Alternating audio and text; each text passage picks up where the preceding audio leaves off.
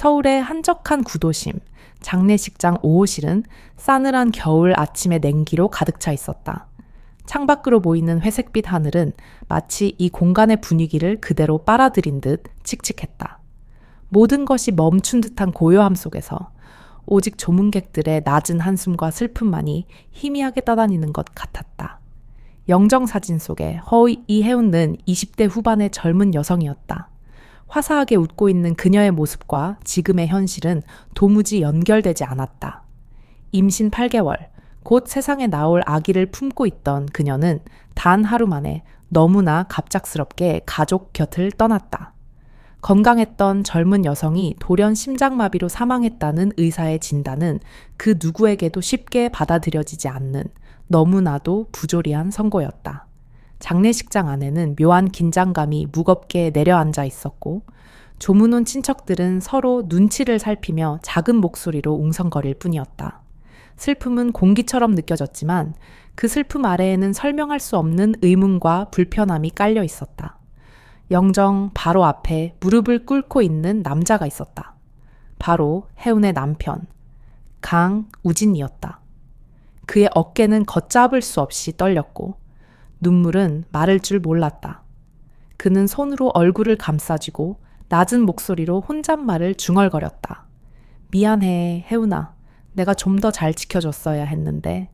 그의 목소리는 후회와 자책으로 가득 찬 진심이 담겨 있어 듣는 이들의 가슴마저 찢어지게 만들었다. 그는 아내의 갑작스러운 상실을 그리고 아기를 잃을지도 모른다는 공포를 온몸으로 견디고 있었다.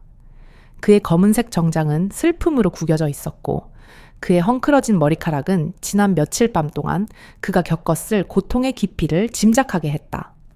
그는 혜운과의 소중했던 순간들을 떠올리려 애썼지만 떠오르는 것은 오직 싸늘하게 식어버린 그녀의 손과 더 이상 움직이지 않는 그녀의 배뿐이었다. 그에게 세상은 한순간에 무너져 내린 거대한 절망이었다. 우진의 곁에는 검은색 정장 코트를 단정하게 차려입은 중년 여성이 서 있었다. 배영숙, 우진의 어머니이자 혜운의 시어머니였다. 그녀는 아들의 떨리는 뒷모습을 잠시 내려다보더니 차갑게 입을 열었다. 우진아, 이제 일어나거라. 오늘 안에 화장을 진행해야 하니까. 그녀의 목소리에는 슬픔보다는 오히려 조급함과 냉기가 섞여 있었다. 마치 무언가를 서둘러 처리하고 이 상황을 서둘러 끝내고 싶어 하는 듯한 기색이었다. 그 어조는 애도라기보다는 명령에 가까웠고 주변 사람들은 그 서늘함에 몸을 움츠렸다. 우진은 고통스러운 듯 천천히 얼굴을 들고 어머니를 바라보았다. 그의 눈빛에는 이해할 수 없다는 표정이 가득했다. 어머니, 왜 그렇게 서두르시는 거예요? 혜운이를 조금이라도 더 제 곁에 두고 싶어요. 우진의 목소리는 희미했지만 간절했다. 영숙은 짧게 한숨을 쉬며 고개를 저었다. 집안의 체면이 달린 일이다. 사람들이 뭐라 하겠니? 빨리 정리하는 게 좋을 거야. 그 말에 주변 친척들은 더욱 고개를 숙였다.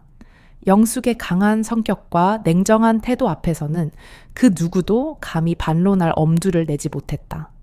장례식장의 분위기는 더욱 싸늘해졌고 그 냉기는 뼛속 깊숙이 스며드는 듯했다. 영숙의 시선은 관 속에 누워있는 며느리에게는 한 번도 머물지 않았다. 오직 아들 우진과 이 상황을 통제하려는 자신의 의지에만 집중되어 있었다. 그녀의 잘 정돈된 올림머리와 고급스러운 코트는 그녀의 내면의 동요를 완벽하게 감추고 있는 듯 보였다. 우진은 다시금 영정사진을 올려다보았다. 사진 속 혜운의 미소는 너무나 순수해서 이 모든 현실이 악몽처럼 느껴졌다. 그는 자신의 주머니 속에 있는 결혼 반지를 만지작거렸다. 혜운이 늘 자신에게 해주던 따뜻한 말 한마디, 그녀가 끓여주던 구수한 보리차 향이 사무치게 그리웠다. 그는 심장이 찢어지는 고통 속에서도 아내가 정말 심장마비로 세상을 떠난 것인지에 대한 희미한 의문을 떨쳐버릴 수 없었다. 젊고 건강했던 그녀가 단 한 번의 경고도 없이 그렇게 떠나버렸다는 것은 믿기 힘든 운명의 장난이었다. 그는 문득 결혼 후 시어머니 영숙과 혜운 사이의 미묘한 긴장감을 떠올렸다. 영숙은 혜운을 탐탁지 않게 여겼고 늘 싸늘하게 대했다. 혜우는 우진에게 어머니는 제가 오빠를 빼앗아 갔다고 생각하시는 것 같아요, 라고 쓸쓸하게 웃으며 말하곤 했다. 우진은 그때마다 대수롭지 않게 넘겼지만 지금 이 순간 영숙의 비정상적인 조급함과 혜운의 갑작스러운 죽음이 겹쳐지면서 그의 가슴 속에는 설명할 수 없는 불길한 그림자가 드리워지기 시작했다. 그는 이 모든 것이 단순한 비극이 아닐지도 모른다는 섬뜩한 예감에 사로잡혔다. 그는 고개를 들어 주변을 둘러보았다. 모든 조문객들의 시선에는 동정심과 함께 침묵하는 의문이 섞여 있었다. 그 누구도 감히 입 밖에 내지 못했지만 모두가 이 운명적인 사건의 배후에 무언가 숨겨진 이야기가 있을 것이라고 직감하고 있는 듯했다. 우진은 이를 악물었다. 그는 혜운의 죽음을 이대로 순순히 받아들일 수 없었다. 그의 마음속에서 슬픔은 서서히 분노와 진실을 향한 집념으로 바뀌고 있었다. 이 장례식장은 단순히 작별의 공간이 아니라 끔찍한 비밀이 봉인되기를 기다리는 밀실처럼 느껴졌다. 그의 손은 주머니 속에 결혼 반지를 더욱 세게 쥐었다. 그는 이 고통스러운 순간이 끝나면 반드시 이 미스터리의 실체를 파헤치고 말겠다고 다짐했다. 그의 운명은 이제 아내의 죽음을 애도하는 단계를 넘어 진실을 향한 험난한 여정으로 접어들고 있었다. 이 잔혹한 인간의 숙명 속에서 그는 희미하게나마 희망의 끈을 찾으려 발버둥치고 있었다. 냉기가 감도는 장례식장 5호실, 내 강우진 합과의 무릎은 바닥에 단단히 붙어 떨어지지 않았다. 어머니 배 영숙 여사의 재촉은 더욱 날카로워졌고 그럴수록 우진의 가슴은 형언할 수 없는 죄책감과 슬픔으로 더욱 무너져 내렸다. 우진아, 넋 놓고 있을 때가 아니다. 이미 연간실 직원이 화장 준비를 서두르고 있어. 서둘러 마지막 인사를 해야지. 영숙 여사의 목소리는 마치 얼음 조각처럼 차가웠고 그 속에는 아들의 감정을 보듬으려는 최소한의 노력조차 담겨 있지 않았다. 그녀의 초점은 오직 신속한 마무리에 맞춰져 있을 뿐이었다. 우진은 고개를 숙인 채 떨리는 숨을 들이마셨다. 이 모든 상황이 꿈이기를 바랐지만 싸늘한 공기와 어머니의 재촉만이 현실임을 끊임없이 상기시켰다. 그는 혜운을 그렇게 허무하게 보내야 한다는 사실을 받아들일 수 없었다. 임신 8개월, 그녀의 뱃속에는 곧 세상의 빛을 보게 될 그들의 감강소란가 있었다. 우진은 아내의 영정사진을 올려다보며 자신이 그녀를 지키지 못한 나약한 존재임을 뼈저리게 느꼈다.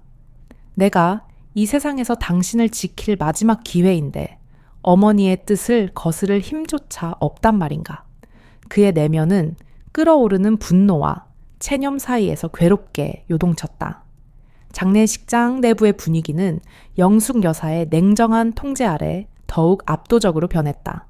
친척들은 모두 고개를 숙이고 있었고 그들의 작은 속삭임조차 영숙 여사의 귀에는 감히 닿지 못하는 듯했다.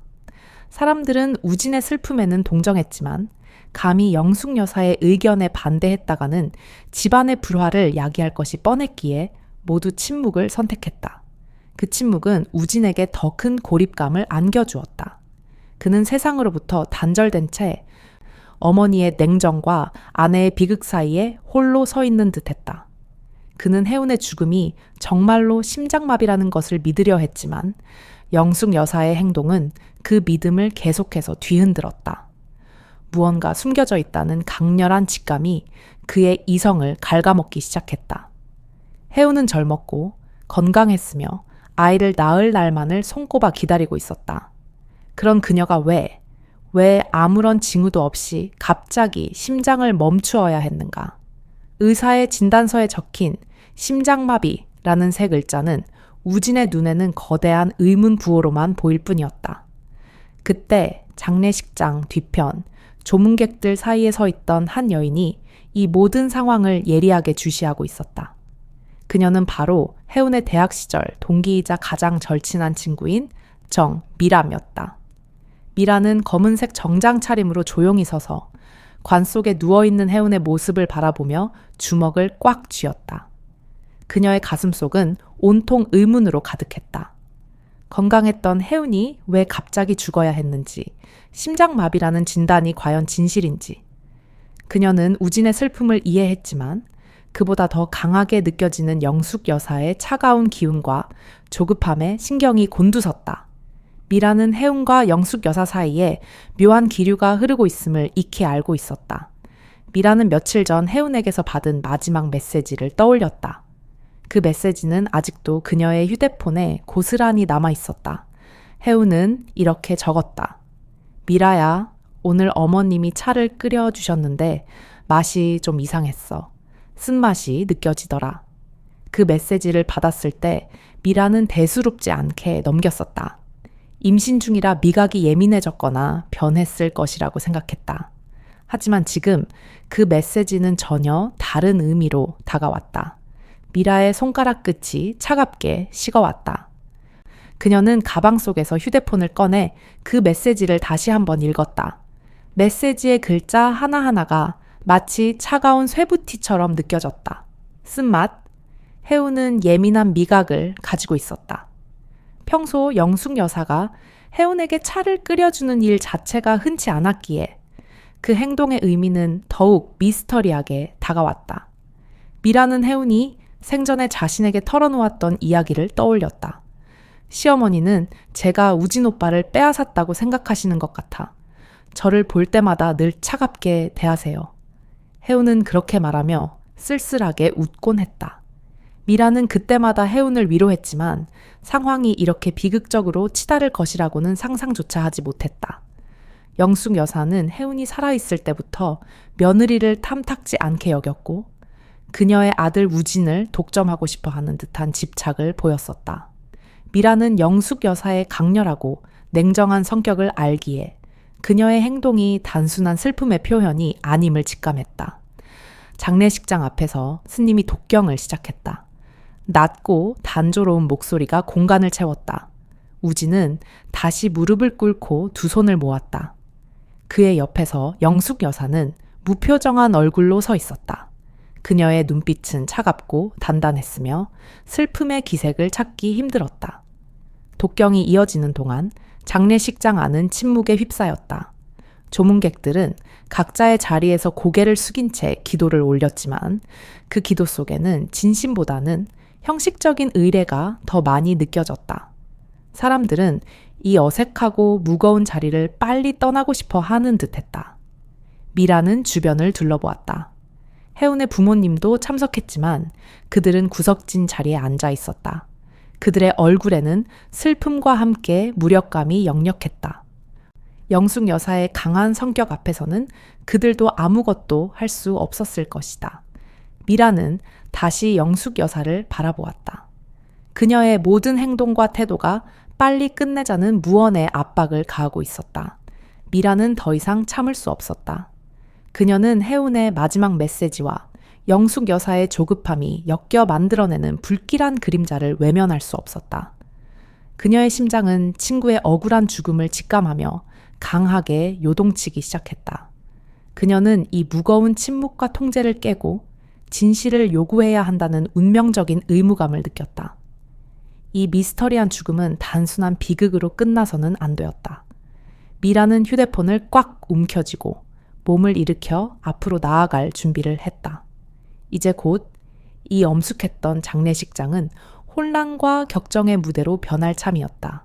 그녀의 작은 행동 하나가 우진과 혜운, 그리고 뱃속 아기의 숙명을 완전히 뒤바꿀 결정적인 도화선이 될 것이었다. 그녀는 자신의 역할이 단순한 친구의 조문객이 아님을 깨달았다. 그녀는 혜운이 남긴 마지막 진실의 실마리를 쥔 운명의 전달자였다. 정미라는 더 이상 침묵할 수 없었다. 스님의 독경 소리가 잦아들고 장례식장 직원이 관 앞으로 조심스럽게 다가섰다.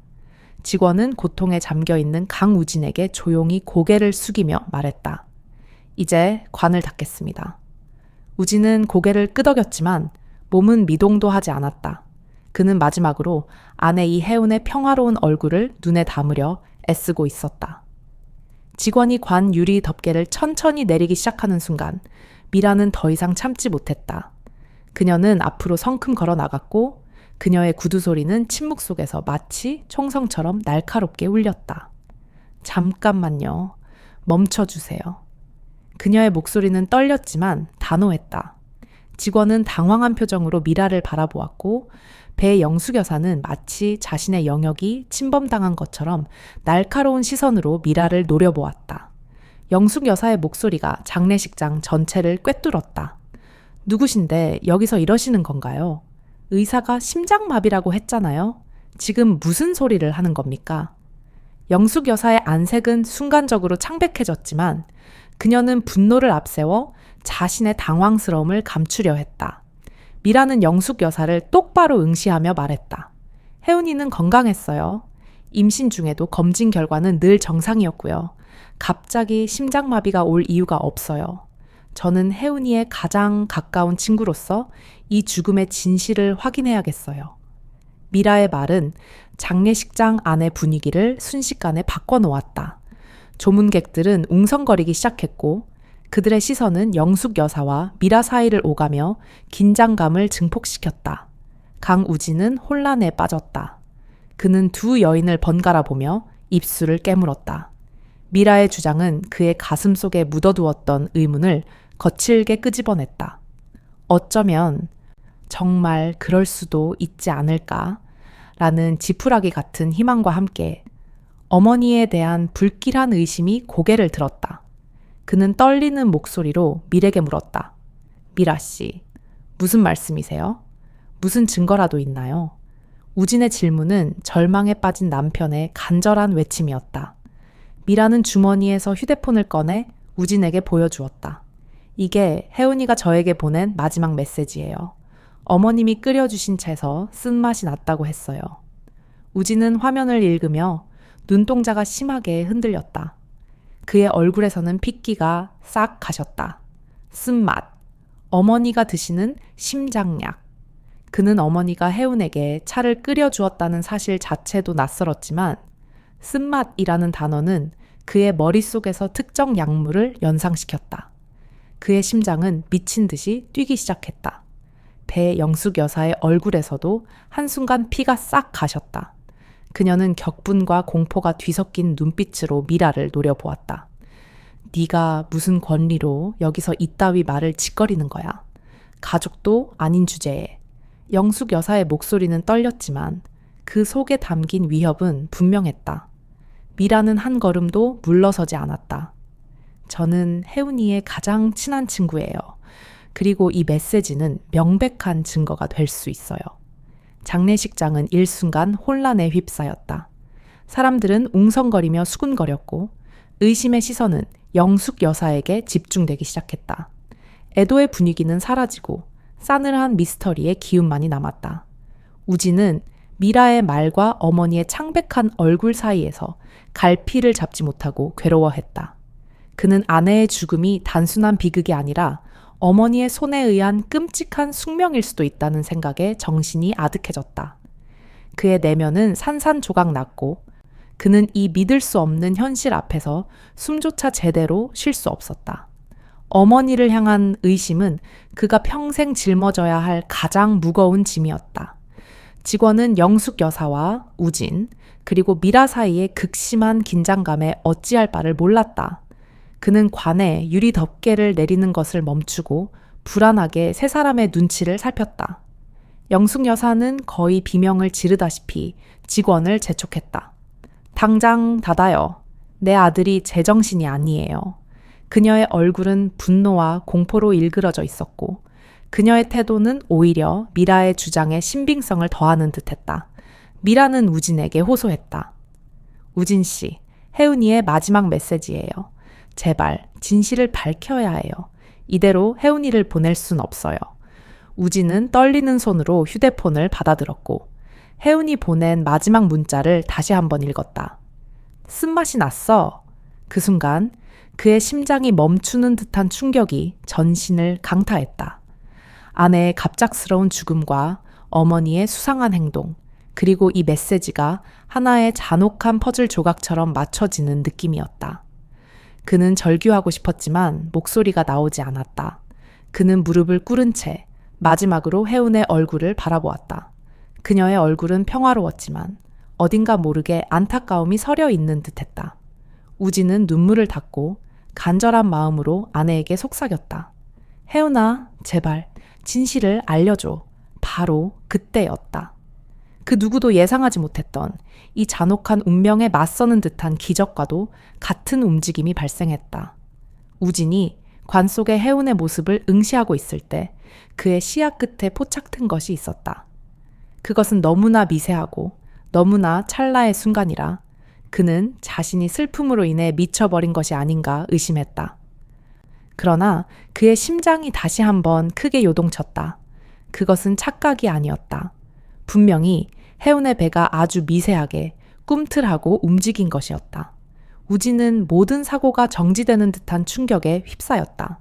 그는 숨을 들이켰고 온몸에 전율이 흘렀다. 그 충격적인 발견은 그가 처한 절망적인 상황을 완전히 뒤집어 놓을 운명의 대반전의 서막이었다. 그는 비명을 지르기 직전이었다. 이 믿을 수 없는 진실이 모든 사람들의 시선을 자신에게로 끌어모으게 될 결정적인 순간이었다. 그의 마음속에는 의혹과 슬픔을 넘어선 기적적인 희망이 터져 나오기 시작했다. 잠깐만요. 움직였어요. 방금 혜운이 배가 움직였어요. 강우진의 절규는 장례식장 전체를 얼어붙게 만들었다. 그는 무릎을 꿇은 채 손을 뻗어 아내 이혜운의 배 위에 올려놓았다. 손바닥을 통해 전해지는 미세한 감촉에 그의 눈은 충격으로 크게 열렸다. 처음에는 극심한 슬픔으로 인한 환각이 아닐까 의심했다. 사랑하는 아내를 잃은 고통이 빚어낸 착각일 수도 있다고 생각했다. 하지만 다시 한번 아주 선명하고 미세한 움직임이 손끝에 전달되었다. 우진의 심장은 미친 듯이 날뛰기 시작했다. 숨이 막혔고 전신에 전율이 흘렀다. 여기 배가 움직이고 있어요. 제발 확인해 주세요. 그의 목소리는 믿을 수 없는 현실 앞에서 처절하게 떨렸다. 장례식장 직원들이 당황한 표정으로 다가왔다. 직원은 우진의 어깨에 손을 얹으며 조심스럽게 말했다. 손님, 얼마나 힘드십니까? 잠시 쉬시는 게. 우진은 직원의 손을 뿌리치고 절규했다. 아닙니다. 정말 움직였어요. 부탁입니다. 확인해 주세요. 배에 영숙 여사가 날카로운 목소리로 끼어들었다. 우진아, 정신 차려. 너 지금 제정신이 아니야. 그녀의 목소리는 분노와 함께 미세한 공포로 떨리고 있었다. 얼굴은 창백했고 입술은 굳게 닫혀 있었다. 영숙 여사는 직원에게 고개를 끄덕이며 단호하게 말했다. 빨리 관을 닫으세요. 제 아들이 지금 이성을 잃었어요. 직원은 주저하면서도 천천히 관 덮개를 내리기 시작했다. 우진은 비명을 질렀다. 안 됩니다. 멈춰주세요. 제발 멈춰주세요. 화장하면 안 돼요. 그의 절규는 장례식장 전체에 울려 퍼졌고 조문객들은 경악하며 서로를 바라보았다. 누군가는 우진이 슬픔 때문에 미쳤다고 수군거렸고 누군가는 안타까운 표정으로 고개를 저었다. 바로 그 순간 정미라가 앞으로 달려나갔다. 그녀는 직원의 팔을 붙잡고 덮개를 멈추게 했다. 잠깐만요. 확인이라도 해봐야 하지 않겠어요. 직원은 난감한 표정으로 미라와 영숙 여사를 번갈아 보았다. 영숙 여사는 차갑게 미라를 노려보았다. 당신이 뭔데 감히 여기서 이런 짓을 하는 겁니까? 이건 우리 가족의 문제예요. 미라는 물러서지 않았다. 만약 정말 움직인 거라면요. 만약 아기가 살아있다면요. 그 말에 장례식장 안은 다시 한번 술렁거렸다. 사람들은 관 쪽을 응시했고 공기는 극도의 긴장감으로 팽팽하게 조여들었다. 우진은 다시 혜운의 배에 손을 얹었다. 그리고 다시 한번 그것을 느꼈다. 이전보다 더 확실한 움직임이었다. 여기에요. 지금 또 움직였어요. 이번에는 우진의 목소리에 확신이 담겨 있었다. 그는 주위 사람들을 둘러보며 애원했다. 부탁입니다. 누가 좀 확인해 주세요. 미라는 재빨리 주위를 둘러보았다. 조문객들 중 한 명이 간호사라는 사실을 기억해냈다. 그녀는 서둘러 그 여성에게 다가가 간절하게 부탁했다. 선생님, 부탁드립니다. 확인 좀 해주실 수 있을까요? 간호사는 잠시 망설이다가 천천히 앞으로 걸어 나왔다. 영숙 여사가 손을 들어 막으려 했지만 간호사는 이미 관 앞에 도착해 있었다. 그녀는 가방에서 청진기를 꺼냈다. 잠시 확인해 보겠습니다. 간호사는 조심스럽게 해운의 배에 청진기를 갖다 댔다.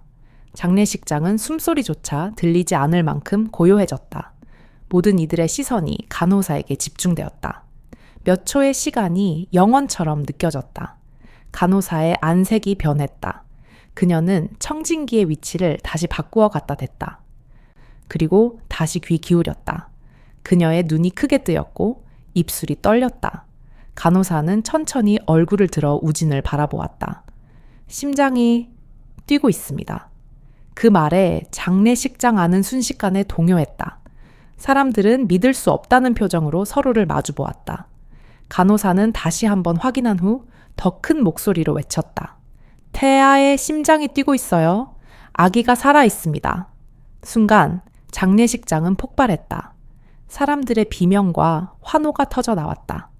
누군가는 손으로 입을 막았고 누군가는 자리에서 벌떡 일어났다. 강우진은 무릎 꿇은 채 눈물을 쏟아냈다. 혜운아, 우리 아기가 살아있어. 살아있는 거야. 장례식장 직원은 황급히 휴대폰을 꺼내 구급차를 불렀다. 그의 목소리는 흥분으로 떨리고 있었다. 여기는 서울 중앙 장례식장입니다. 응급 상황입니다. 사망한 임산부의 태아가 살아있습니다. 미라는 우진의 어깨를 감싸 안았다. 그녀의 눈에서도 눈물이 흘러내렸다. 주위 사람들은 혼란스러워하면서도 동시에 희망으로 가득 차 있었다. 배영숙 여사는 벽에 기댄 채 서 있었다. 그녀의 얼굴은 창백했고 입술은 파랗게 질려 있었다. 손은 떨렸고 눈빛에는 공포가 역력했다. 그녀는 무언가를 필사적으로 숨기려는 듯 시선을 회피했다. 간호사는 계속해서 태아의 심박동을 확인하며 주변 사람들에게 말했다. 박동은 약하지만 규칙적입니다. 빨리 병원으로 이송해야 합니다. 우진은 혜운의 손을 꽉 잡았다. 그의 손은 따뜻했지만 혜운의 손은 이미 차가워져 있었다. 하지만 그 차가운 몸 안에서 작은 생명이 치열하게 싸우고 있었다. 우진은 떨리는 목소리로 속삭였다. 버텨줘, 우리 아가야. 아빠가 반드시 지켜줄게. 엄마가 남겨준 소중한 생명이니까. 밖에서 구급차 사이렌 소리가 들려왔다. 점점 가까워지는 소리에 사람들은 길을 열어주었다. 몇 분 후 구급대원들이 장례식장 안으로 들어왔다. 그들은 상황을 빠르게 파악하고 곧바로 혜운을 들것에 옮겼다. 구급대원 중 한 명이 우진에게 물었다. 보호자 되십니까? 함께 가셔야 합니다. 우진은 고개를 끄덕이며 일어섰다. 미라가 그의 팔을 붙잡고 말했다. 저도 같이 갈게요. 우진은 미라를 향해 감사와 신뢰가 담긴 눈빛을 보냈다. 두 사람은 구급대원들을 따라 밖으로 나섰다. 혜우는 신속하게 구급차에 실렸고 문이 닫혔다. 배영숙 여사는 넋이 나간 듯 그 모습을 멍하니 바라보았다. 그녀의 다리는 후들거렸고 숨소리는 거칠었다. 주위 친척 중 한 명이 그녀에게 다가와 물었다. 영숙 씨, 괜찮으세요? 영숙 여사는 대답하지 않았다. 그녀는 그저 바닥을 내려다보고 있을 뿐이었다. 구급차는 사이렌을 울리며 장례식장을 떠났다. 서울의 조용했던 아침은 한순간에 운명이 뒤바뀐 긴급한 현장으로 변모했다. 장례식장에 남은 사람들은 여전히 믿을 수 없다는 표정으로 서로를 마주보았다. 이 모든 것이 인간의 의지를 넘어선 기적, 그리고 한 생명을 지키려 한 어머니의 숭고한 희생이 빚어낸 숙명적인 사건이었다. 구급차의 요란한 사이렌 소리가 서울의 차가운 겨울 공기를 갈랐다. 강우진은 구급차 안에서 이혜운의 싸늘하게 식은 손을 꽉 잡고 있었다. 그의 손은 혜운의 손에 천을 나누어 주려는 듯 간절했지만 혜운의 피부는 이미 생명을 잃은 차가움을 머금고 있었다. 그러나 그 차가운 몸 안에서는 작은 생명이 자신의 운명과 치열하게 싸우고 있음을 모니터의 희미한 신호음이 끊임없이 증명하고 있었다. 태아, 심박동, 약하지만 규칙적입니다. 구급대원의 침착한 목소리만이 이 긴박한 공간을 지탱했다. 우진은 창밖으로 빠르게 스쳐 지나가는 도시의 불빛을 멍하니 바라보며 생각했다. 혜운이가 마지막 순간까지 소라를 지켜낸 거구나. 그녀의 사랑이 이 작은 생명을 살린 거야? 그의 눈은 눈물로 범벅되었지만 이번에는 절망이 아닌 숭고한 희생에 대한 감사와 경외감으로 가득 찬 눈물이었다. 그는 눈을 감고 기도했다. 혜운아, 고맙다. 우리 아기를 남겨줘서 정말 고맙다. 옆에는 정미란과 우진의 어깨를 감싸 안은 채 함께 울고 있었다. 그녀의 눈빛에는 혜운의 억울한 죽음에 대한 분노와 함께 기적적으로 살아남은 아기에 대한 간절한 희망이 교차하고 있었다. 시간과의 사투 끝에 구급차는 서울시립종합병원 응급실 입구에 도착했다. 문이 열리자마자 대기하고 있던 의료팀이 뛰쳐나왔다. 들것은 신속하게 병원 안으로 옮겨졌고 복도는 긴박한 움직임으로 가득 찼다. 산부인과 응급팀 대기, 제왕절개 준비. 의사의 외침이 복대에 울려 퍼졌다. 간호사들은 각자의 위치로 달려갔고 수술실은 급하게 준비되었다. 우진은 혜운을 따라 뛰었지만 수술실 문 앞에서 멈춰 서야 했다. 보호자분은 여기서 기다려 주셔야 합니다.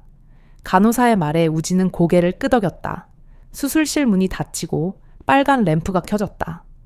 우진은 그 앞에 주저앉았고 미라가 그의 옆에 앉아 어깨를 토닥였다. 괜찮아요, 우진 씨.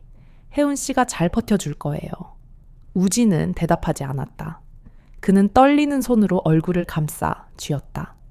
시간이 멈춘 것처럼 느껴졌다. 그는 오직 수술실 문 앞에 켜진 붉은 램프만을 응시했다. 그 램프는 마치 혜운의 위태로운 생명을 상징하는 듯 위태롭게 빛나고 있었다. 복되는 우진과 미라 외에도 몇몇 가족들이 도착해 대기하고 있었다. 혜운의 부모님도 급히 달려오셨다. 혜운의 어머니는 눈물을 흘리며 우진에게 다가왔다. 우진 군, 우리 혜운이는? 우진은 고개를 저었다. 어머니, 혜운 씨는? 하지만 아기는 살릴 수 있어요. 선생님들이 지금 최선을 다하고 계세요. 혜운의 아버지는 벽에 기대어 서 있었다. 그의 얼굴은 굳어 있었고 주먹은 단단히 쥐어져 있었다. 모두가 수술실 문만을 바라보았다. 수술실 안 의료팀은 분주하게 움직였다. 집도이가 혜운의 배를 확인하며 말했다. 태아 심박동 80회, 분. 약하지만 규칙적입니다. 바로 시작합니다. 메스가 조심스럽게 피부를 갈랐다. 의료팀은 침착하게 각자의 역할을 수행했다. 시간은 촉박했고 단 한 번의 실수도 용납되지 않았다. 복도에서 우진은 시계를 노려보았다. 분침이 움직일 때마다 그의 심장도 함께 요동쳤다. 미라는 조용히 기도를 올렸다. 혜운의 부모님도 묵묵히 기도 속에서 딸과 손주의 생존을 염원했다. 수술실 안 의사가 조심스럽게 태아를 꺼내기 시작했다. 작은 몸이 천천히 모습을 드러냈다. 일순간 수술실 안이 정적에 휩싸였다. 아기는 움직이지 않았고 울음소리도 들리지 않았다. 간호사가 재빨리 아기를 받아 응급처치를 시작했다. 기도 확보, 산소 마스크 착용. 모니터에는 미약한 심박동이 표시되었다. 심박 확인, 호흡 유도, 시작. 간호사는 작은 손으로 아기의 등을 조심스럽게 두드렸다. 한 번, 두 번, 세 번. 그리고 마침내 작은 울음소리가 터져 나왔다. 약했지만 명확한 생명의 소리였다. 울었어요. 아기가 울고 있어요. 수술실 안 의료팀은 안도의 한숨을 내쉬었다. 집도이가 아기를 진찰한 후 말했다. 체중 2,400g, 미숙아지만 상태는 안정적입니다. 신생아 집중치료실로 이송 준비해주세요. 간호사는 아기를 따뜻한 담요로 감싸 조심스럽게 인큐베이터에 넣었다.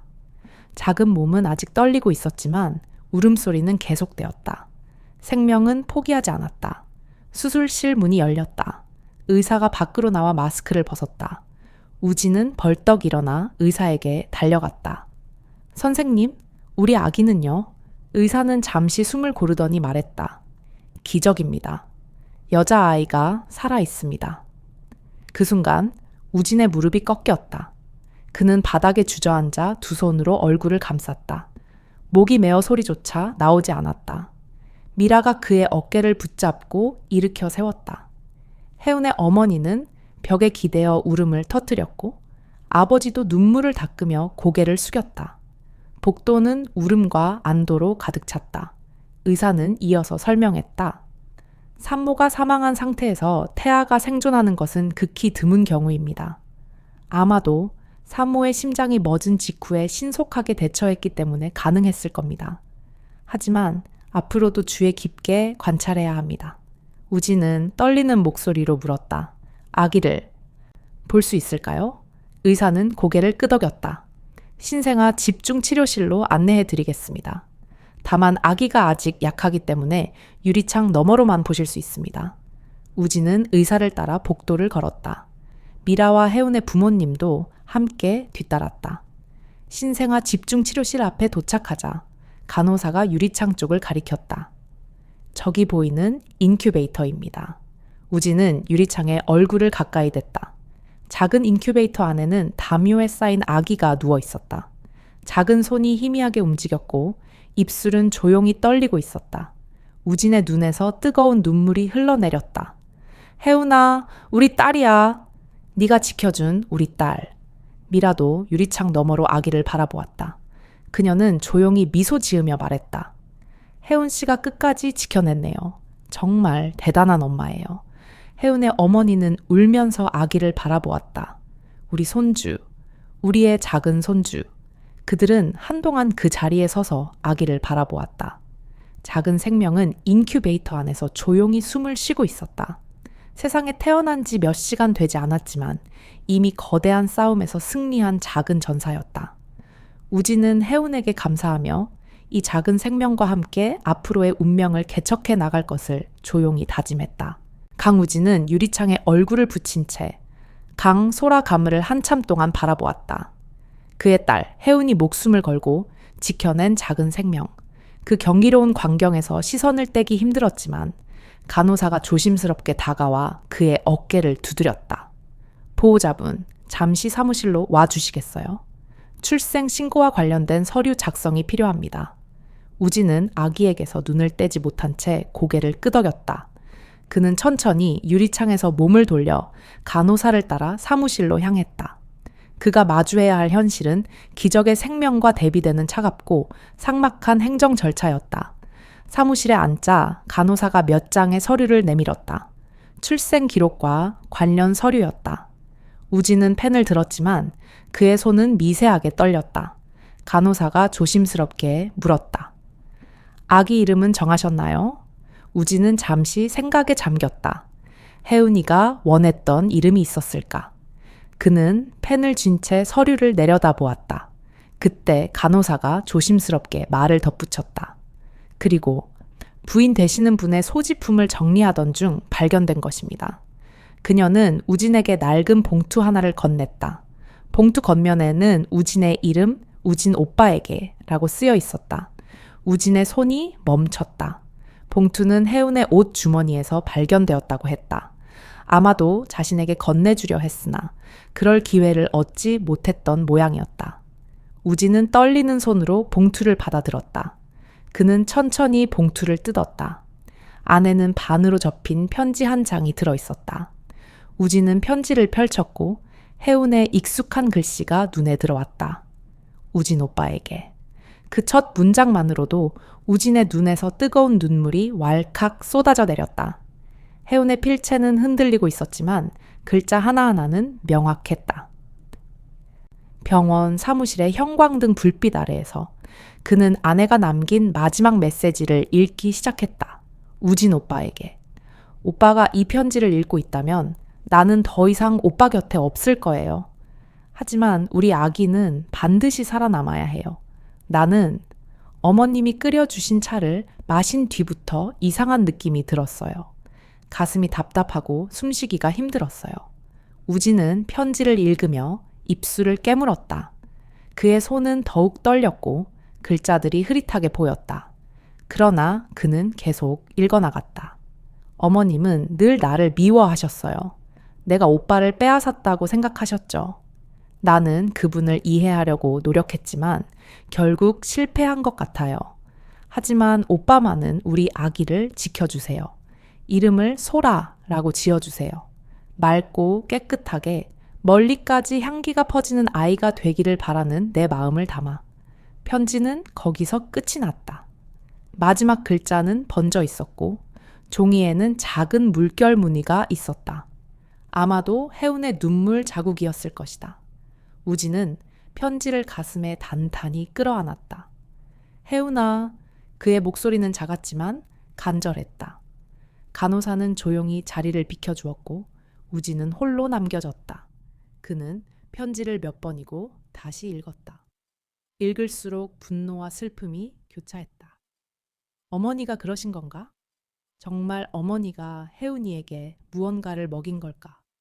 우진은 주먹을 꽉 쥐었다. 손톱이 손바닥을 파고들었지만 그는 통증조차 느끼지 못했다. 잠시 후 우진은 자리를 박차고 일어섰다.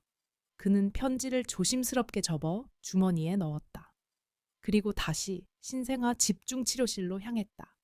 유리창 너머 소라는 아직 조용히 숨을 쉬고 있었다. 그는 유리창에 손을 대고 속삭였다. 소라, 엄마가 너를 위해 이 이름을 지어주셨단다.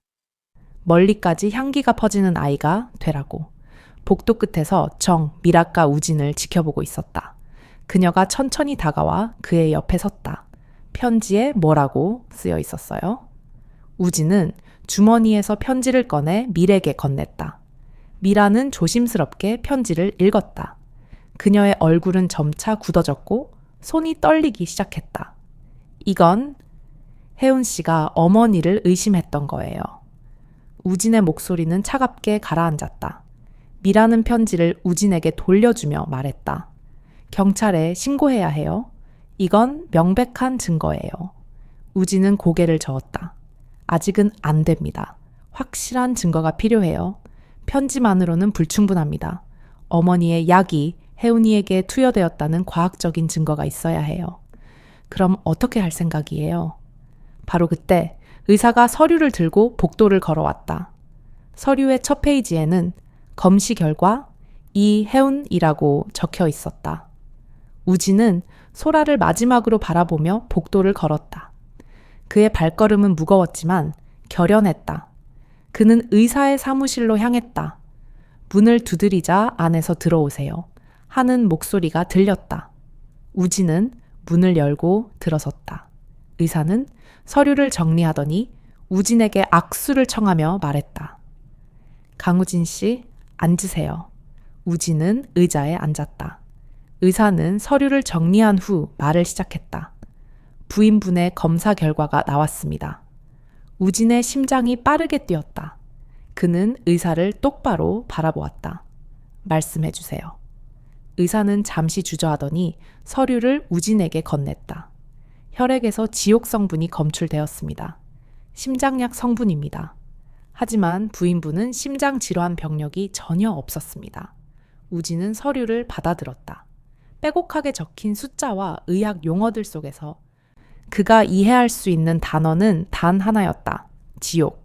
이 약이 어떻게? 의사는 심각한 표정으로 말했다. 고용량의 디곡신은 치명적입니다. 심박을 불규칙하게 만들고 결국 멈추게 하죠. 부인분의 혈중 농도는 치료 농도의 5배를 초과했습니다. 우진은 서류를 내려놓았다. 손은 떨렸지만 목소리는 냉정했다. 누군가 고의로 투여했다는 뜻이군요. 의사는 천천히 고개를 끄덕였다. 저희는 의료팀으로서 사실만을 보고할 뿐입니다. 하지만 이 경우는 명백히 비정상적입니다. 경찰에 신고해야 한다고 생각합니다. 우진은 자리에서 일어났다. 감사합니다, 선생님. 제가 처리하겠습니다. 그는 의사의 사무실을 나와 복도를 걸었다. 주머니 속의 편지가 무겁게 느껴졌다. 혜운의 의심은 사실이었다. 누군가 그녀를 살해했고 그 누군가는 너무나 가까운 곳에 있었다. 우진은 복도 끝에서 초조하게 기다리고 있는 미라를 발견했다. 그는 밀에게 다가가 냉정한 목소리로 말했다. 결과가 나왔습니다. 지옥이 검출되었어요. 고의적인 투여였습니다. 미라는 입술을 깨물었다. 그럼 이제 증거를 더 모아야 합니다. 편지와 검시 결과만으로는 부족해요. 확실한 물증이 필요해요. 두 사람은 병원 주차장에 섰다. 하늘은 여전히 회색이었고 바람은 차가웠다. 하지만 우진의 눈빛에는 결연한 의지가 담겨 있었다. 혜운아, 내가 반드시 진실을 밝힐게. 당신과 소라를 위해서. 그의 맹세는 차가운 바람을 타고 흩어지는 듯했다. 우진은 이제 슬픔을 넘어 혜운이 남긴 운명적인 과제를 수행하기 위한 냉철한 복수를 시작해야 했다. 병원에서 나온 강우진은 몇 시간 동안 집으로 돌아가지 않았다. 그는 강소랍의 곁을 지키며 아기가 안정될 때까지 기다렸다. 미숙하지만 소라는 점점 상태가 좋아지고 있었다. 하지만 우진의 마음은 평온할 수 없었다. 주머니 속에. 이 혜운의 편지는 늘 그곳에 있었고 검시 결과는 머릿속을 떠나지 않았다. 증거를 어떻게 찾고 진실을 어떻게 밝혀야 할지 밤새 고뇌했다. 일주일이 지난 어느 날 우진은 마침내 집으로 돌아가기로 결심했다. 배영숙 여사와 직접 마주해야 했다. 진실을 밝히기 위해서는 그녀와의 대면이 불가피했다. 정미라는 그를 만류하려 했지만 우진은 물러서지 않았다. 괜찮습니다, 미라 씨. 저는 준비가 되었어요. 우진은 택시를 타고 어머니의 집으로 향했다. 차창 밖으로 서울의 거리가 빠르게 흘러갔다. 익숙했던 풍경이었지만 지금은 모든 것이 낯설고 이질적으로 느껴졌다. 집에 도착했을 때 현관문은 잠겨 있지 않았다. 우진은 조심스럽게 문을 열고 안으로 들어섰다. 거실은 고요했고 커튼은 반쯤 닫혀 있었다. 영숙 여사는 식탁 앞에 앉아 있었다. 왔구나. 영숙 여사의 목소리는 평소와 다를 바 없었지만 그녀의 얼굴은 눈에 띄게 지쳐 보였다. 눈 밑에는 다크서클이 있었고 손은 끊임없이 미세하게 떨리고 있었다. 우진은 식탁 맞은편에 앉았다. 식탁 위에는 찻잔 2개가 놓여 있었고 맑은 녹차가 희미한 김을 내고 있었다. 우진은 찻잔을 응시하며 말했다. 이 차, 혜운이가 마신 것과 같은 향이네요. 영숙 여사의 손이 잠시 멈칫했다. 그녀는 찻잔을 들어 한 모금 마셨다. 무슨 말을 하는 거니? 우진은 주머니에서 서류를 꺼내 식탁 위에 놓았다. 검시 결과 보고서였다. 혜운 씨의 혈액에서 지옥이 검출되었습니다. 영숙 여사는 서류를 내려다보았다. 그녀의 얼굴에서 핏기가 싹 가셨다. 입술이 떨렸고 숨소리가 거칠어졌다. 그게 무슨 약이냐? 우진은 차갑게 대답했다. 어머니가 드시는 심장약입니다. 고용량이면 독약이 되죠. 영숙 여사는 찻잔을 내려놓았다. 손이 떨려 찻잔이 받침에 부딪히며 날카로운 소리를 냈다. 그녀는 고개를 저었다. 그건 우연일 거야. 내 약이 섞였을지도 모르지. 고의가 아니다. 우진은 서류 아래에서 또 다른 종이를 꺼냈다. 혜운의 편지였다. 그는 편지를 펼쳐 영숙 여사 앞에 놓았다. 이건 혜운 씨가 남긴 편지입니다. 읽어보세요. 영숙 여사는 떨리는 손으로 편지를 집었다. 그녀의 눈이 글자 위를 훑었다. 읽을수록 그녀의 얼굴은 더욱 창백해졌다. 편지를 다 읽은 후 영숙 여사는 그것을 식탁 위에 던지듯 내려놓았다. 이건 증거가 될 수 없어. 그 애가 착각한 거야. 우진은 자리에서 일어나 창가로 걸어갔다. 그는 커튼을 열고 밖을 내다보았다. 어머니는 늘 혜운 씨를 싫어하셨죠. 그녀가 저를 빼앗았다고 생각하셨고요. 영숙 여사는 대답하지 않았다. 그녀는 고개를 숙인 채 식탁만을 응시했다. 우진은 말을 이었다. 하지만 저는 혜운 씨를 사랑했어요. 그리고 혜운 씨도 저를 사랑했어요. 어머니가 그것을 받아들이지 못하신 거죠. 닥쳐! 영숙 여사가 소리쳤다. 그녀는 자리에서 벌떡 일어나 우진을 노려보았다. 눈에는 눈물이 가득했고 목소리는 분노로 떨리고 있었다. 너는 나의 전부였어. 네 아버지가 떠난 후 나는 너 하나만 보고 살아왔단 말이야. 그런데 그 여자가 나타나서 너를 데려가 버렸어. 우진은 어머니를 돌아보았다. 그의 눈빛은 차가웠지만 목소리에는 깊은 슬픔이 배어 있었다. 그게 사랑이라면 왜 혜운 씨는 죽어야 했습니까? 왜 우리 소라는 엄마 없이 태어나야 했습니까? 영숙 여사는 주저앉았다. 그녀는 식탁에 몸을 기댄 채 흐느껴 울었다. 어깨가 떨렸고 눈물이 뺨을 타고 흘러내렸다. 나는 단지. 우진은 가까이 다가가 식탁에 손을 짚었다. 어머니가 제 지옥을 넣으신 거죠. 영숙 여사는 대답하지 않았다. 그러나 그녀의 침묵은 곧 시인과 같았다. 우진은 주먹을 꽉 쥐었다. 혜운 씨는 임신 8개월이었어요. 어머니는 그 사실을 알면서도 영숙 여사의 목소리는 떨렸다. 그녀는 두 손으로 얼굴을 감싸 쥐며 중얼거렸다. 나는 그 애까지는 생각 못했어. 그 애만 없어지면 네가 다시 내 아들로 돌아올 거라고 생각했어. 우진은 뒤로 물러섰다. 그는 믿을 수 없다는 표정으로 어머니를 바라보았다. 영숙 여사는 계속 울었고 그 울음소리는 집 안을 가득 채웠다.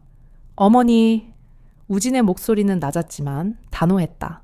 저는 이제 더 이상 어머니의 아들이 아닙니다. 영숙 여사는 얼굴을 들고 우진을 바라보았다. 그녀의 눈에는 절망이 가득 차 있었다. 소라는 제 딸입니다. 혜운 씨가 목숨을 걸고 지켜낸 우리 딸이에요. 그 아이를 위해서라도 저는 진실을 밝힐 겁니다. 우진은 휴대폰을 꺼냈다. 그는 경찰서 번호를 눌렀다. 영숙 여사는 자리에서 일어나 우진의 팔을 붙잡았다. 부탁이야, 제발 멈춰줘. 우진은 어머니의 손을 뿌리쳤다. 혜운 씨를 위해서라도 이렇게 해야 합니다. 전화가 연결되었다. 우진은 침착하게 말했다. 여기는 서울 555동입니다. 신고할 내용이 있습니다. 살인 사건입니다. 영숙 여사는 바닥에 주저앉았다. 그녀는 더 이상 울지 않았다. 그저 허공을 응시하며 앉아있을 뿐이었다. 우진은 전화를 끊고 식탁 앞에 섰다. 그는 혜운의 편지를 집어 다시 주머니에 넣었다. 그리고 조용히 말했다. 혜운 씨, 이제 곧 진실이 밝혀질 거예요. 밖에서 경찰차 사이렌 소리가 희미하게 들려왔다. 경찰차가 영숙 여사의 집 앞에 멈춰 섰다. 우진은 문을 열고 그들을 맞이했다. 그의 가슴 한편은 무거웠지만 동시에 혜운을 위한 첫걸음을 내디뎠다는 후련함도 느꼈다. 이 잔혹한 운명의 결말은 결국 인간의 선택으로 귀결되었다. 경찰차가 배영숙 여사의 집을 떠난 후 강우진은 혜운이 남긴 편지를 다시 주머니에 넣고 조용히 집을 나섰다. 그는 다시 병원으로 향했다. 그에게 중요한 것은 오직 소라 뿐이었다. 언론은 이 사건을 서울 독살 사건이라는 제목으로 대서특필했지만 우진에게는 소라의 작은 호흡만이 세상의 전부였다. 며칠 후 소라는 몸무게가 3,000g 넘기며 일반 신생아실로 옮길 수 있을 만큼 건강해졌다. 우진은 영숙 여사의 집에는 더 이상 머물 수 없었기에 작은 아파트를 새로 얻었고 미라샤 씨와 혜운의 부모님이 이사를 도왔다. 새 아파트는 작았지만 소라의 존재 덕분에 따뜻했다. 거실에는 혜운의 웃는 사진이 놓여 있었다. 우진은 매일 아침 혜운의 사진 앞에 서서 속삭였다. 혜운아, 오늘도 소라는 건강해. 잘 먹고 잘 자고 있어. 당신처럼 예쁘게 크고 있단다. 소라는 아기 침대에서 평화롭게 잠들어 있었고 작은 가슴은 규칙적으로 오르내렸다. 우진은 소라를 내려다보며 결심했다. 당신이 원했던 대로 소라를 행복하게 키울게. 사건이 일단락되고 한 달여의 시간이 흘렀다. 우진은 소라를 돌보며 새로운 일상에 적응하고 있었다. 그러나 그의 마음 한구석에는 여전히 의문이 남아 있었다. 그날 밤 정확히 무슨 일이 일어났던 것일까? 혜운이 편지에 썼던 것처럼 영숙 여사가 정말 고의적으로 독약을 먹인 것일까? 그는 어머니의 범행은 확신했지만 혜운이 마지막 순간에 겪었을 고통과 절규를 정확히 알 수 없다는 사실이 그를 괴롭혔다. 그에게는 혜운의 고통에 대한 명확한 이해가 필요했다. 어느 날 아침 우진은 초인종 소리에 잠을 깼다. 문을 열자 옆집에 사는 80살의 뒤노파 박복희 씨가 서 있었다. 그녀는 연세가 많았지만 정신은 또렷했다. 강우진 씨, 잠시 얘기 좀 할 수 있을까요? 우진은 보키 씨를 거실로 안내했다. 보키 씨는 조심스럽게 소파에 앉았다. 무슨 일이 있으신가요, 보키 씨? 보키 씨는 깊은 한숨을 쉬더니 말했다. 그날 밤 일 때문에 왔어요. 내가 목격한 것을 이제야 말해야 할 것 같아서. 우진의 눈빛이 변했다. 그는 보키 씨 옆에 앉아 물었다. 무엇을 보셨나요? 보키 씨는 가방에서 작은 카세트 녹음기를 꺼냈다. 오래된 녹음기였다. 내가 밤에 잠을 잘 못 자요. 그날 밤에도 창가에 앉아 있었지. 그런데 자네 어머니 집 뒤뜰에서 이상한 소리가 들리더군. 무슨 소리였나요? 여자 울음소리였어. 그리고 자네 어머니 목소리도 들렸고. 보키 씨는 녹음기의 버튼을 눌렀다. 희미한 잡음이 섞인 후 목소리가 재생되었다. 제발, 제발요, 어머님. 혜운의 목소리였다. 떨리고 약했지만 명확했다. 우진은 온몸이 경직되었다. 영숙 여사의 목소리가 이어졌다. 그 애도 필요 없어. 이것만 마시면 깨끗해질 거다. 어머님, 우리 소라마는 살려주세요. 혜운의 애원하는 목소리가 들렸다. 우진은 주먹을 꽉 쥐었다. 녹음은 계속되었다. 네가 사라지면 우진이는 다시 내 아들로 돌아올 거야. 어머님, 제발요. 혜운의 목소리는 점점 약해졌다. 그리고 무언가가 떨어지는 소리가 들렸다. 잠시 후 영숙 여사의 발소리가 멀어지는 소리가 녹음되었다. 녹음이 끝났다. 보키 씨는 녹음기를 끄고 우진을 바라보았다. 내가 그날 밤 경찰에 신고하려고 했어. 하지만 혜운 씨가 돌아가셨다는 소식을 듣고 무서워서 못했지. 미안해요. 우진은 대답하지 못했다. 그는 두 손으로 얼굴을 감싸고 고개를 숙였다. 어깨가 떨렸고 숨소리가 거칠었다. 보키 씨는 조용히 우진의 등을 토닥였다. 이제라도 진실을 밝혀야 한다고 생각했어요. 혜운 씨를 위해서. 우진은 얼굴을 들었다. 그의 눈은 붉었지만 눈물은 흐르지 않았다. 그는 보키 씨에게 물었다. 이 녹음기 경찰에 제출하셨나요? 보키 씨는 고개를 끄덕였다. 어제 경찰서에 다녀왔어요. 형사님이 추가 증거로 쓰겠다고 하더군. 우진은 안도의 한숨을 내쉬었다. 그는 보키 씨의 손을 잡았다. 감사합니다. 정말 감사합니다. 보키 씨는 미소 지으며 일어섰다. 혜운 씨는 좋은 사람이었어. 소라를 잘 키우세요. 우진은 보키 씨를 배웅하고 문을 닫았다. 그는 거실로 돌아와 혜운의 사진 앞에 섰다. 혜운아, 당신이 얼마나 괴로웠을까? 이제야 알겠어. 미안해. 내가 더 잘 지켜야 했는데. 강소라가 아기 침대에서 울음을 터뜨렸다. 우진은 아기를 안아 올렸다. 소라는 우진의 팔 안에서 울음을 그치고 눈을 깜빡였다. 소라, 엄마가 너를 얼마나 사랑했는지 아니? 마지막 순간까지 너를 지켜달라고 기도했단다. 우진은 아기를 단단히 끌어안았다. 따뜻한 천이 전해졌다. 이 녹음 파일은 단순한 증거가 아니었다. 그것은 혜운이 마지막 순간까지 운명과 싸웠음을, 그리고 배영숙 여사의 잔혹한 악의를 적나라하게 기록한 소중한 유산이었다. 우진은 이제 혜운의 억울함을 완벽하게 풀 수 있게 되었다. 그의 마음속에는 보키 씨의 용기와 혜운의 희생에 대한 깊은 감사함만이 남아 있었다. 박보키 씨가 제공한 결정적인 음성 파일이 제출된 후 언론은 이 사건을 다시 한번 대대적으로 보도했다. 검찰은 추가 증거를 바탕으로 배영숙 여사의 기소 내용을 재검토했고 살인죄에 대한 더욱 강력한 추가 기소가 가능해졌다. 그러나 강우진은 더 이상 법정에 서지 않기로 결심했다. 그에게 중요한 것은 오직 강소라 뿐이었다. 보키 씨의 증언과 검시 결과, 그리고 혜운이 남긴 편지로 이미 지킨 이 혜운 타의 억울함은 충분히 풀렸다고 느꼈다. 우진은 정미란가 찾아왔을 때 단호하게 말했다. 이제 충분합니다. 혜운 씨의 한은 풀렸어요. 이제부터는 소라를 위해 살아야 합니다. 미라는 고개를 끄덕이며 소라를 안아 올리고는 말했다. 혜운 씨가 정말 자랑스러워할 거예요. 우진 씨, 정말 잘하고 있어요. 우진은 그제야 사건 이후 처음으로 진심으로 미소를 지었다. 그것은 슬픔을 극복하고 새로운 삶을 받아들이는 자의 평화로운 미소였다. 시간은 빠르게 흘렀고 사건은 점차 사람들의 기억 속에서 잊혀져 갔지만 우진과 소라의 삶은 계속되었다. 소라는 무럭무럭 자라 이제 5살이 되었다. 유치원에 다니는 소라는 밝고 건강한 아이였다. 친구들과 잘 어울렸고 선생님들도 소라를 좋아했다. 우진은 매일 소라를 유치원에 데려다주고 오후에 데리러 갔다.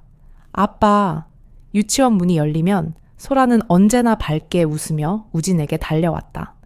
우진은 딸을 안아 올리고 물었다. 오늘 뭐 했어? 그림 그렸어? 엄마 그림? 소라는 가방에서 종이를 꺼내 우진에게 보여주었다. 종이에는 긴 머리의 여인이 하늘에서 미소 짓는 모습이 그려져 있었다. 예쁘네. 엄마가 분명 기뻐하실 거야. 우진은 그림을 조심스럽게 접어 가방에 넣었다. 두 사람은 손을 잡고 집으로 걸었다. 집에 도착하면 소라는 늘 하던 대로 거실에 걸린 혜운의 사진 앞에 섰다. 매일의 의식이었다. 엄마, 다녀왔어요. 오늘도 재밌었어요. 소라는 사진을 향해 인사했다. 우진은 부엌에서 그 모습을 바라보며 미소 지었다. 저녁 식사를 준비하는 동안 소라는 거실에서 블록 놀이를 했다. 우진은 가끔 소라를 바라보며 생각했다. 혜운이가 살아있었다면 얼마나 행복했을까. 소라와 함께 웃고 떠들며 시간을 보냈을 텐데. 저녁 식사 후 우진은 소라를 무릎에 앉히고 동화책을 읽어주었다. 소라가 가장 좋아하는 동화책이었다. 아빠, 엄마는 언제 돌아와요? 소라의 질문에 우진은 잠시 망설였다. 그는 책을 내려놓고 소라를 바라보았다. 엄마는 천국에 있단다. 천국은 어디예요? 저 높은 하늘 위에 있단다. 구름 너머에. 소라는 창밖을 내다보았다. 밤하늘에는 별들이 반짝이고 있었다. 그럼 엄마는 저 별들 중 하나예요? 우진은 딸을 단단히 안아주었다. 응, 맞아. 엄마는 가장 밝은 별이야. 언제나 우리를 지켜보고 있단다. 소라는 고개를 끄덕이더니 하품을 했다. 우진은 딸을 침대에 눕히고 이불을 덮어주었다. 잘 자, 소라. 아빠가 늘 곁에 있을게. 소라는 눈을 감고 곧 잠들었다. 우진은 한동안 딸의 잠든 얼굴을 바라보았다. 혜운의 모습이 소래에서 점점 더 많이 보였다. 웃는 모습도, 말하는 방식도. 방으로 돌아온 우진은 서랍에서 작은 상자를 꺼냈다. 혜운의 유품이 들어있었다. 결혼 반지, 편지, 그리고 몇 장의 사진. 우진은 결혼 반지를 손에 쥐고 생각에 잠겼다. 혜운아, 소라가 당신을 닮아가고 있어. 그는 혼잣말을 하며 반지를 내려다 보았다. 반지는 작고 소박했지만 두 사람의 약속이 담겨 있었다. 우진은 결혼 반지를 들고 작은 공방을 찾았다. 며칠 후 그는 작은 목걸이를 받아들었다. 혜운의 결혼 반지로 만든 목걸이였다. 그날 저녁 우진은 소라를 불렀다. 그는 작은 상자를 열어 목걸이를 꺼냈다. 소라, 이건 엄마 반지로 만든 거야. 소라는 눈을 크게 뜨고 목걸이를 바라보았다. 작은 반지가 체인에 걸려 있었다. 이건 마법의 반지란다. 엄마가 하늘에서 소라를 지켜주는 힘이 담겨 있어. 우진은 목걸이를 소라의 목에 걸어주었다. 소라는 목걸이를 만지며 미소 지었다. 정말 엄마가 나를 지켜줘요? 그럼 늘 이걸 차고 있으면 엄마가 함께 있는 거란다. 소라는 거울 앞에 달려가 목걸이를 바라보았다. 그리고 밝게 웃었다. 우진은 그 모습을 보고 가슴이 따뜻해졌다. 밤이 깊어갈 무렵 우진은 소라를 재웠다.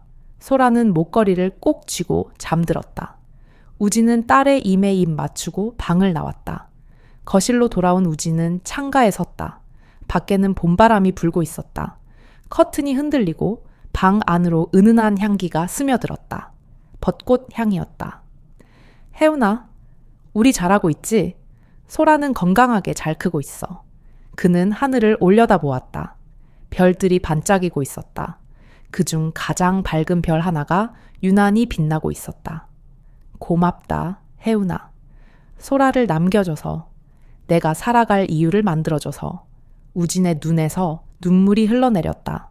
그러나 이번에는 슬픔의 눈물이 아니었다. 감사의 눈물이었다.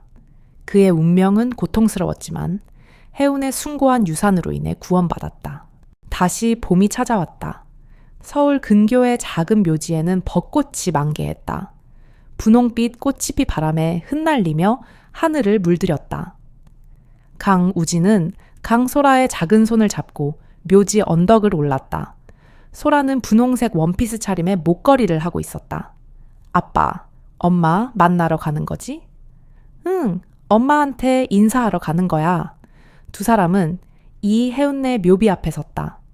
깨끗하게 관리된 비석에는 이혜운이라는 이름이 새겨져 있었다. 우진은 무릎을 꿇고 비석을 닦았다. 소라도 아빠를 따라 무릎을 꿇었다. 엄마, 소라 왔어요. 소라의 맑은 목소리가 바람을 타고 퍼져나갔다. 우진은 가방에서 꽃다발을 꺼내 비석 앞에 놓았다. 흰 백합과 분홍 장미였다. 혜운아, 소라가 많이 컸어. 이제 유치원에도 다니고 친구도 많아. 소라는 목에 걸린 목걸이를 만지며 말했다. 엄마, 이거 봐. 아빠가 엄마 반지로 만들어줬어. 매일 차고 있어. 우진은 딸의 머리를 쓰다듬었다. 소라는 가방에서 그림 한 장을 꺼냈다. 유치원에서 그린 그림이었다. 엄마 줄 거야. 소라는 그림을 비석 앞에 조심스럽게 내려놓았다. 그림에는 세 사람이 그려져 있었다. 아빠, 소라, 그리고 하늘에서 내려다보는 엄마. 우진은 눈시울이 뜨거워졌다. 그는 눈을 감고 깊게 숨을 들이마셨다. 혜운아, 약속할게. 소라를 당신이 원했던 대로 키울게. 사랑이 가득한 아이로. 벚꽃 꽃잎이 부드럽게 흩날려 비석 위에 떨어졌다. 마치 혜운이 대답하는 것처럼 느껴졌다. 우진은 소라에게 손을 얹었다. 처음에는 당신 없는 삶을 상상할 수 없었어. 하지만 소라가 있어줘서 견딜 수 있었단다. 소라는 당신이 남겨준 가장 큰 선물이야. 소라는 비석 앞에서 작은 목소리로 노래를 불렀다. 유치원에서 배운 노래였다. 우진은 딸의 노랫소리를 들으며 미소 지었다. 노래가 끝나자 소라는 비석에 기대어 입을 맞추었다. 엄마, 사랑해요. 하늘에서 우리 지켜봐, 줘요. 우진은 딸을 안아 일으켰다. 두 사람은 묘비 앞에서 한동안 서 있었다. 바람이 불어와 머리카락을 스쳤고 벚꽃잎은 계속해서 내렸다. 집에 가자, 소라. 엄마도 우리가 행복하게 사는 걸 보고 싶어 할 거야. 소라는 고개를 끄덕이며 우진의 손을 잡았다. 두 사람은 천천히 언덕을 내려왔다. 돌아보니 해운의 묘비 위로 햇살이 따뜻하게 쏟아지고 있었다. 묘지를 나와 두 사람은 작은 공원으로 향했다. 벤치에 앉아 도시락을 먹으며 이야기를 나누었다. 소라는 유치원에서 있었던 재미있는 일을 신나게 이야기했다. 아빠, 오늘 미진이가 나한테 인형을 줬어. 왜냐하면 생일 선물이라고 했어. 내 생일은 아직인데. 우진은 웃으며 소라의 코를 살짝 건드렸다. 미진이가 소라를 아주 많이 좋아하는구나. 소라는 깔깔 웃으며 샌드위치를 먹었다. 우진은 딸의 모습을 바라보며 생각했다. 혜운이가 살아 이 모습을 봤다면 얼마나 행복했을까. 식사를 마치고 두 사람은 공원을 산책했다. 연못개는 오리들이 헤엄치고 있었다. 소라는 빵 부스러기를 던져주며 즐거워했다. 아빠, 소라는 크면 뭐가 될 거예요.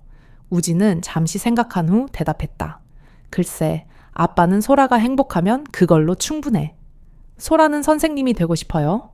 유치원 선생님. 좋은 꿈이네. 분명 멋진 선생님이 될 거야. 소라는 환하게 웃었다. 그 미소는 해운의 미소와 닮아 있었다. 해가 지기 시작할 무렵 두 사람은 집으로 돌아왔다. 현관문을 열자 익숙한 공간이 그들을 맞이했다. 거실에는 해운의 사진이 여전히 걸려 있었고 따뜻한 저녁 햇살이 사진을 비추고 있었다. 저녁이 되자 우진은 소라와 함께 저녁 식사를 준비했다.